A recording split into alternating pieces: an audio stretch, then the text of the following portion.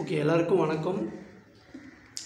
இந்த வாரம் அதாவது வீக்லி வேர்டில் இந்த வாரம் நம்ம பார்க்க போகிற வார்த்தை என்னென்னா ஏசாயா 51ஆம் அதிகாரம். 51ஆம் அதிகாரம் ஃபுல்லாகவே தான் நீங்கள் அப்புறமா உட்காந்து படிங்க. ஆனாலும் இன்றைக்கு நம்ம இந்த வாரம் பார்க்க வேண்டிய முக்கியமான வார்த்தை 51ஆம் அதிகாரம், அது 23ஆம் வசனம். அதில் என்ன இருக்குன்னா, உன்னை நோக்கி நாங்கள் கடந்து போகும்படிக்கு குனி என்று சொல்லி கடந்து போகிறவர்களுக்கு நீ உன் முகத்தை தரையும் வீதியும் ஆக்கும்படிக்கு உன்னை சஞ்சலப்படுத்தினவர்களின் கையில் அதை கொடுப்பேன். ஓகே, எதை கொடுப்பாரு? அதுக்கு முன்னாடி வசனத்தில் அது இருக்கும். கர்த்தராகிய உன் ஆண்டவரும் தம்முடைய ஜனத்துக்காக வழக்காட போகிற உன் தேவனுமானவர் சொல்லுகிறது என்னவென்றால், இதோ தத்தளிப்பின் பாத்திரத்தை உன் கையிலிருந்து நீக்கி போடுகிறேன். இனி உன் உக்கிரத்தினுடைய பாத்திரத்தின் மண்டல்களை நீ குடிப்பதில்லை. அதுக்கப்புறம் தான் சொல்கிறார், உன்னை நோக்கி நான் கடந்து போகும் அவர்கள் கையில் அதை கொடுப்பேன்.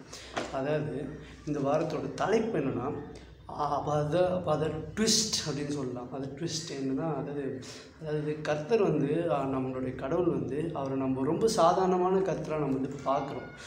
நம்ம எப்போவுமே நம்ம எப்படி பழக்கப்பட்டோம்னா, நம்மளை சுற்றி இருக்கிற காரியங்களை பார்த்து நம்மளுடைய விஷயம் நம்மளுடைய சூழ்நிலையை வச்சு தான் நம்ம சந்தோஷமாக இருக்கணுமா இல்லையான்றதை கூட நம்ம சூழ்நிலையை பார்த்து தான் நம்ம எப்பவுமே டிசைட் பண்ணணுன்ற மாதிரி இந்த உலகம் நம்மளுக்கு கற்றுக் கொடுக்குது. அதனால தான் அவரோட வார்த்தை இருக்குது, இந்த உலகத்துக்கு ஒத்த விஷயம் தெரியாமல் நீங்கள் அப்படி இருக்கக்கூடாது. அதனால தான் அந்த வார்த்தை. ஆனால் அதை நம்ம வெறும் வெளி வார்த்தையாக மட்டும் நம்ம அதை பார்க்கணும். அதாவது வெளிப்படையாக தான் நம்ம அதை காட்டிக்கணும். நம்மளோட ட்ரெஸ்ஸிங்கில் நம்மளோட அவுட்டர் அப்பியரன்ஸில் மட்டும் அதை காட்டணும்னு நினைக்கிறோம். ஆனால் உண்மையாக ரொம்ப முக்கியமான விஷயம் என்னென்னா, நம்மளோட அவுட்டர் அப்பியரன்ஸ் மட்டும் இல்லை, நம்மளுடைய உள்ள இந்த உலகத்துக்கு ஒத்த விஷயம் நம்ம தரிக்கக்கூடாது. அதாவது என்ன சொல்கிறோன்னா, இந்த உலகம் தான் நம்மளுடைய சந்தோஷம். இப்படிலாம் இருந்தால், ஒரு கார் இருந்தால், ஒரு வீடு இருந்தால், இல்லை நம்ம இந்த மாதிரி விஷயம்லாம் இருந்தால் தான் நம்ம சந்தோஷம் அப்படின்ற மாதிரி ஒரு இதை செட் பண்ணாங்கன்னா, உண்மை என்னென்னா, கர்த்தர் உங்களுக்குள்ளே எனக்குள்ளே உள்ளே இருந்தாருன்னா அதை விட சந்தோஷம் வேறு எதுவுமே உண்மையான அது ருசித்தவர்களுக்கு தான் அது நல்லா தெரியும். ஸோ அவர் கூட இருக்க சந்தோஷம் வேறு எதுவுமே இல்லை. ஆனால் இந்த இடத்துல என்னென்னா, இந்த இடத்துல ரொம்ப ரொம்ப முக்கியமாக நம்ம பார்க்குற வார்த்தை என்ன, ட்விஸ்ட்டுன்னு சொல்லியிருந்தேன். அது என்ன ட்விஸ்ட் அப்படின்னா, அதை காட் என்ன பண்ணுறாரு, கர்த்தர் என்ன பண்ணுறாருன்னா, எப்படி சொல்கிறது, ஒரு சிலருக்கு நீதி கிடைக்காம ரொம்ப கஷ்டப்படுவாங்க. ஃபார் இஸ்ரவேல் ஜனங்களுக்கு அது எப்பவுமே ரெகுலராக நடக்கும். அவங்க ஏதாவது ஒரு தப்பு பண்ணுவாங்க, அதனால் கடவுள் அவங்களை விட்டு போக மாட்டார். பட் அவர் கொஞ்சம் தூரமாக இருப்பார். அது நிமித்தமாக சத்துருக்கள் கையில் அவங்கள ஒப்பு கொடுத்துருவார். அதுக்கப்புறம் மறுபடியும் அவரை நோக்கி கூப்பிடுவாங்க, மறுபடியும் வருவார். மறுபடியும் நோக்கி கூப்பிடுவாங்க, மறுபடியும் வருவார். ஸோ அந்த வர ப்ராசஸ் இருக்குல்ல, அது எப்படி பைபிள் அப்போலேருந்து இப்போ நம்மளோட வாழ்க்கையில் அதே தான் நடந்திருக்கு. ஒரு சீசனை நம்மளும் எப்போ தப்பு பண்ணுவோம், அதுக்கப்புறம் கடவுள் வருவார், நம்மளை எடுத்து இது கஷ்டப்பட்டு மீட்டு கொள்வார். மறுபடியும் நம்ம அதே தவறு செய்வோம். மறுபடியும் இப்படியே இருக்குது நம்மளோட வாழ்க்கை. ஒரு சில நேரங்கள் நம்ம எப்படியாவது அந்த ஆதியில் இந்த நிலைமைக்கு இது போகலான்னு பார்ப்போம். ஸோ இந்த ப்ராசஸ் நடக்கும்போது அது எந்த ப்ராசஸ்னால், நம்ம அவருடைய கருத்துக்களை போகலாம், சரி நம்ம எப்படியாவது கர்த்தருக்காக நம்ம நிற்கலாம், உண்மையாக இருக்கலாம் அப்படின்னு நம்ம எப்போ நினைக்கிறோமோ, அதிகமாக நம்ம நம்மளை சுற்றி இருக்க விஷயங்கள் நம்மளை அப்படியே அதிகமாக அட்டாக் பண்ணுறது நம்ம ஃபீல் பண்ணுவோம். ஸோ எப்படியாவது கர்த்தர்கிட்ட போகலான்னு நினச்சி எப்படி ஆகுது சூழ்நிலைக்கு என்ன செய்கிறது நம்ம அப்படின்ற கேள்வி வரும். முக்கால்வாசி நேரம் இது எதனால் வரும்னா, சுற்றி இருக்க பிரச்சனைகள். ஒரு சில உண்மையான ஆட்களாக கூட இருக்க, ஒரு சில பீப்புள், ஒரு சில மக்கள், அதாவது அவங்க மேலேன்னு சொல்கிறத விட சாத்தான் அவங்க யூஸ் பண்ணுவோம். ஒரு சில ஆட்களை சாத்தான் யூஸ் பண்ணுவோம் நம்ம லைஃப்பில். இதற்காகனா நம்ம கீழே தள்ள, நம்மளை டீமோட்டிவேட் பண்ண, நம்மளை முன்னேற விடாமல் ஸ்டாப் பண்ண, இது போல் விஷயங்களுக்காக சாத்தான் ஒரு சிலர் நம்மளோட லைஃப்பில் அவன் ரொம்ப அழகாக யூஸ் பண்ணுவோம். ஆனால் கர்த்தர் நம்மளை யூஸ் பண்ணிகிட்ருப்பார். ஸோ அவனும் ஒரு சிலர் யூஸ் பண்ணுவோம். அப்படி இருக்கும்போது நான் சொன்ன ட்விஸ்ட்டுன்ற விஷயத்துக்கு வரேன். என்ன பண்ணுவார்னா, இந்த வசனத்தில் என்ன இருக்குன்னா, அதாவது உன்னை நோக்கி நாங்கள் கடந்து போகும்படிக்கு குனி என்று சொல்லி கடந்து போகிறவர்களுக்கு நீ உன்னுடைய முதுகையும் தரையையும் வீதியும் ஆக்கும்படி உன்னை சஞ்சலப்படுத்தினவர்களின் கையில் அதை கொடுப்பேன். எதனா உக்கிரத்தினுடைய எஸ், கர்த்தர் அதெல்லாம் செஞ்சிட்ருக்காரு. இப்போது உங்களோட கண் அதை காணாமல் இருக்கலாம், நம்மளோட கண்கள் அதை காணாமல் இருக்கலாம்.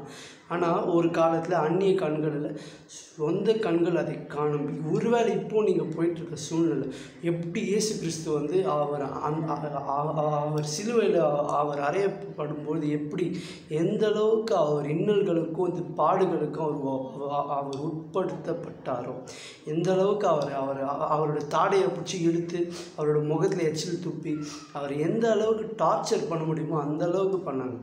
அவங்க பண்ணும்போது அவங்களுக்கு அப்பா இவன் வந்து இவன் எவ்வளோ ஆடினான், இவன் எவ்வளோ அற்புதம் செஞ்சான், என்ன ஆட்டம் ஆடினான், நம்ம கையில் மாட்டிக்கிட்டான்ல அப்படின்னு தான் எல்லோரும் நினைத்தாங்க. ஆனால் உண்மை என்ன, அதோடு முடியல. இதுதான் விஷயம்.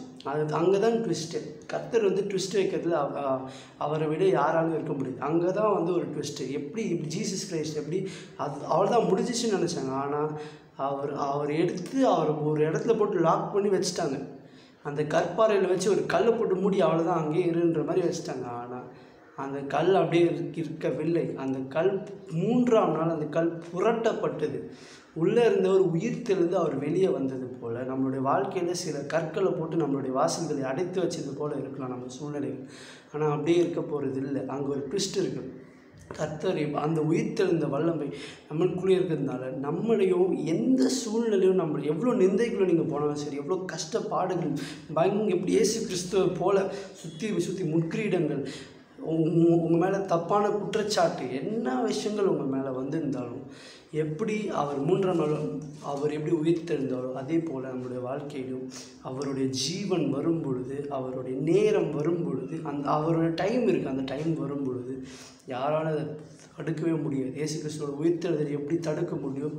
உங்களோட உயிர்த்தெழுதல் உங்களுடைய முன்னேற்றத்தையும் நம்முடைய அந்த காரியங்களையும் யாராலும் தடுக்க முடியாது. அது கர்த்தர் செய்ய நினைப்பது அடுப்பவன் யார்? அது என்ன ட்விஸ்ட்டு சொல்லணும்னா, அந்த இடத்துல அவர் அதை செய்யும் போது அதோட ரிசல்ட் என்ன ஆகும்னா, அந்த உக்கிரத்தின் பாத்திரம் எந்த அளவுக்கு அவர் உக்கிரப்படுத்தினாங்க, யார் படுத்தினாங்களோ அந்த பாத்திரம் அவங்கக்கிட்ட போச்சு. நீங்கள் ஜூஸோட ஹிஸ்ட்ரி எடுத்து பாருங்கள். அதாவது ஜீசஸ் கிரைஸ்ட்டுக்கு அப்புறம் ஹிஸ்ட்ரி எடுத்து பாருங்கள். இப்போ கூட ஒரு வீடியோஸ்லாம் இருக்கும். அதாவது சிங்கம் ஒரு இதுக்குள்ளே வந்து அதுக்கு அடுத்த வந்த ராஜா வந்து பயங்கரமாக எந்த அளவுக்கு ஜூஸை டார்ச்சர் பண்ணணும் அந்தளவுக்கு டார்ச்சர். அந்த உக்கிரத்தின் பாத்திரம் அவங்க கையில் போயிடுச்சு. அதே தான் நடக்க போகுது. யார் உங்களை வந்து உங்களை சஞ்சலப்படுத்த நினைக்கிறீங்களோ, ஆனால் நம்ம வந்து ஒரு சீக்ரெட் இருக்குது, ஒரு முக்கியமான ரகசியம். நம்மளோட ஜபம் வந்து அங்கே அவரோட சிங்காசனத்துக்கு போகாமல் இருக்கிறது. நிறைய நேரம் இந்த தவறு நம்ம செய்வோம். ஒருத்தர் மன்னிக்காமல் நம்ம உள்ளத்தில் ஜபம் பண்ணியிருந்தாலே அது மேலே போகாது. ஸோ நம்மளுடைய சத்துருக்களுக்காக நம்ம ஜெபிக்க வேண்டியது. யார் மேலே அவங்களுக்கு கோபம் இருக்கோ அவங்க நேம்ஸை எழுதி நம்ம அவங்களுக்காக ஜெபிக்கும் போது அந்த கசப்புகளும் அந்த காரியம் நம்மளை விட்டு நீங்கிறது மட்டும் இல்லாமல் அதோட ரிசல்ட்டாக என்ன ஆகும்னா, அது யார் உங்கள் கையில் உக்கிரத்தின் அந்த பாத்திரத்தை கொடுத்தாங்களோ அவங்க கைக்கு அது திரும்பி போகும். நம்மளுடைய வாஞ்சை அது இல்லை. ஆண்டவரே விட்டுருங்க நம்ம சொன்னால் கூட கர்த்தர் அதை விட மாட்டார். ஏன்னா அவர் நீதி உள்ளவர், அவர் என்ன செய்யணுமோ அதை செய்வார். ஆனால் நம்மளுடைய இருதயம் வந்து சுத்தமாக இருக்கணும். நம்ம எந்த கசப்பையும் இல்லாமல் இருந்தால் தான் இந்த காரியங்களுக்குள்ளே நம்ம போக முடியும். அப்போ தான் அந்த உயிர்த்தெழுந்த வல்லமை நம்மளுக்குள்ளே நிலைத்திருக்க முடியும். அவர் வந்து அசுத்தங்களுக்குள்ளே அவரால் இருக்க முடியாது. நம்மளோட இருதயம் நம்ம ஒரு சோப்லாம் போட்டு நம்ம ரெகுலராக வந்து குளித்து சுத்தமாக இருக்கிறது போல் இருக்கலாம். ஆனால் நம்மளோட இருதயம் எந்தளவுக்கு அழுக்காக இருக்குன்றது கர்த்தருக்கு நல்லா தெரியும். ஸோ அதை நம்ம அவருடைய வசனத்தினாலும் சமூகத்தினாலும் நம்ம அதை க்ளீன் பண்ணி நம்ம வைக்கும்போது அவரோட உயிர்த்தெழுந்த வல்லமை நம்மளுக்குள்ளே வந்து அந்த ட்விஸ்ட்டுக்குள்ளே இந்த வாரத்தோட வார்த்தை அந்த ட்விஸ்ட்டுக்குள்ளே வந்து கர்த்தர் நடத்துவாராங்க. அந்த உக்கிரத்தின் பாத்திரத்தை சாத்தான் யாரை யூஸ் பண்ணி உங்கள் வாழ்க்கையில் கொடுத்தானோ அவங்க கையிலே அந்த பாத்திரத்தை கர்த்தர் அந்த காரியம் மாறுதலாக முடிந்தது. ஆமான் மொர்தெகாய்க்கு செய்த அந்த தூக்கு மரம் ஆமானுக்கே போனது. அதே தான் ரிப்பீட் ஆகும்போது கர்த்தர் காரியங்களை கண்டிப்பாக செய்வார்.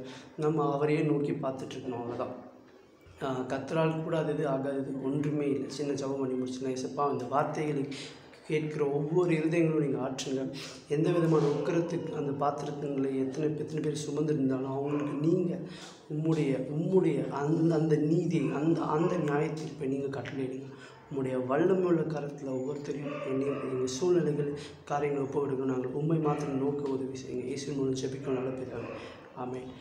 அடுத்த வாரம் உங்களை இதோட அடுத்த வீடியோவில் உங்களை மீண்டும் சந்திக்கும் வரை நன்றி, வணக்கம்.